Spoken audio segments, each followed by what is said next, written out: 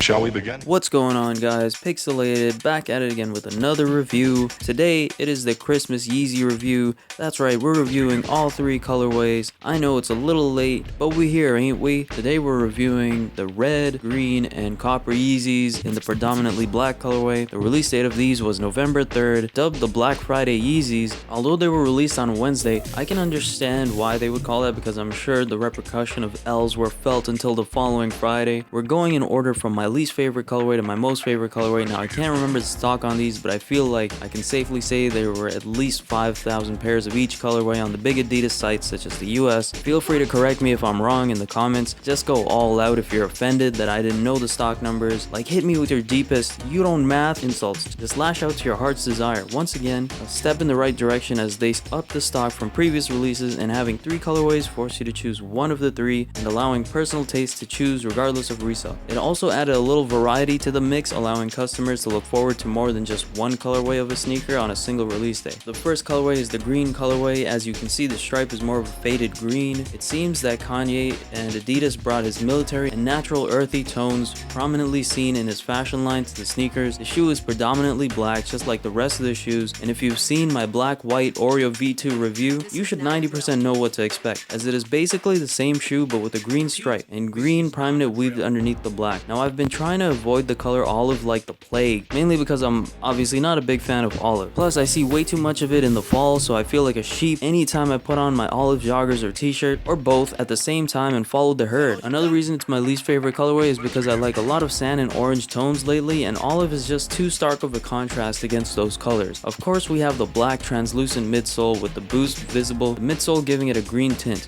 If you're a big fan of olive or green, or if salmon or copper aren't your thing, you'd be hard pressed not to go for the green, as they're still a highly favored colorway. Now, the red V2 is a pretty popular colorway. It's actually the most sought after out of the three. I will say that it's obviously not a deep shade of actual red. I wouldn't consider this a red at all. Some people were claiming it is an infrared, but I would go as far as to say that it's just salmon or even pink. Nonetheless, it is still the most soughtly after, and I can understand why. There's something about the black and red color combination on a shoe that just works almost 95% of the time. There will always be exceptions, obviously, as some shoes just don't look good or execute the colorway well, but for the most part, most coveted silhouettes pull this combination off flawlessly. Shoes such as the Air Jordan Bred 11s, Air Jordan Band or Bred 1s, and Livestock Pure Boosts. Now, the upper is all black with red prime knit interweaved, and in my opinion, the interweaved red prime knit pops the most versus the green or the copper colorways. So this would be the loudest shoe out of the three, but it's definitely nothing close to the Beluga. I don't think anything gets louder than that. So if you got your V2s and they were the red ones, I hope you're doing right by them and wearing them to an all-you-can-eat sushi joint and ordering all the salmon sushi they got in the kitchen. On to my favorite colorway of the three. It is the last, but not least, the highly anticipated copper colorway. Now, as I said earlier, I've been into the sand and orange tones lately, and this colorway would feed into that personal taste of mine. I really like this colorway because it is a neutral yet standout tone. It's not as muted as the green V2, yet it's not as loud as the red. It's also a little more unique than red because you don't see many black and copper sneakers on the streets. So not only is it a dope looking shoe, it is also a unique colorway that you can be a hype beast about and brag that not many people have it. Y'all can't relate to my sneaker colorway. I'm unique.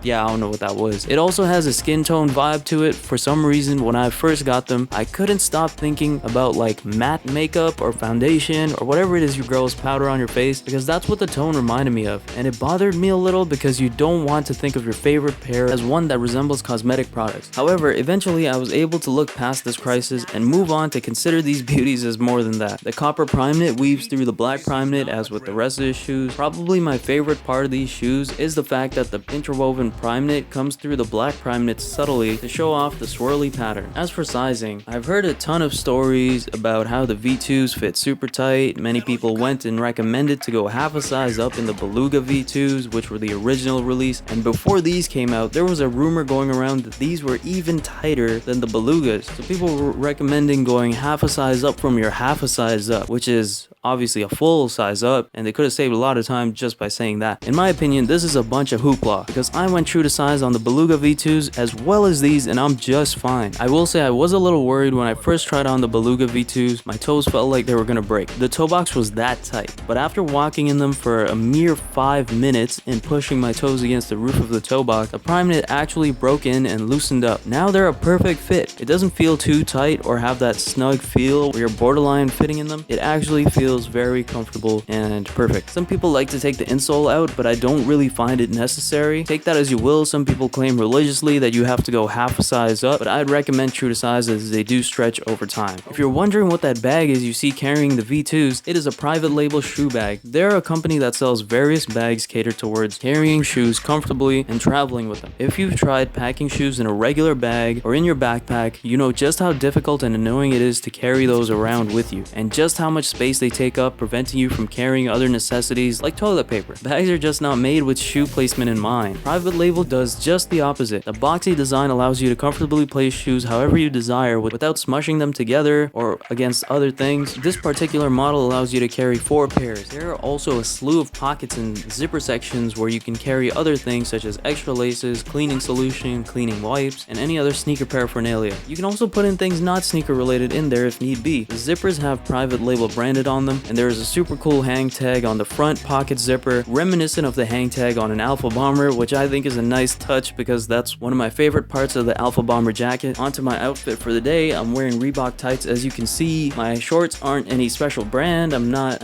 out here trying to spend $169 on shorts, so don't expect anything fancy out of those. I'm wearing a Reigning Champ hooded long sleeve, a piece out of the collab they did with Club Monaco that was called the Sea to Sky collab. A Nike shirt underneath. I know, Nike with Adidas. Sue me. But yeah, nothing special. I did this review before going to the gym, so this is typically something I'd wear to relax or go to the gym. Feel free to let me know what you think about the outfit. If you have any outfit ideas, if you liked my outfit, you didn't like my outfit, jump into that comment section ASAP. With that being said, I hope you enjoyed the video. What did you think about these V2s, and which one was your favorite? Be sure to let me know. Merry Christmas, Happy Holidays, Pixelated out. Let's begin.